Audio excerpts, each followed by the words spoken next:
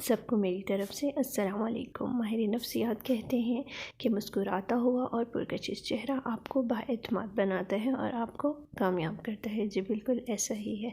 मेरी ऐसी प्यारी प्यारी बहनें और ऐसे मर्द हज़रात जो अपने चेहरे की वजह से परेशान हैं, जिनके चेहरे पर छाइयाँ हैं, जिनके चेहरे पे दाग धब्बे हैं या सूरज में ज़्यादा काम करने की वजह से उनके चेहरों पर काले स्याह धब्बे आ चुके हैं, तो उनके लिए एक बहुत अच्छी क्रीम है डर्माक्लीन फोर्ट के नाम से।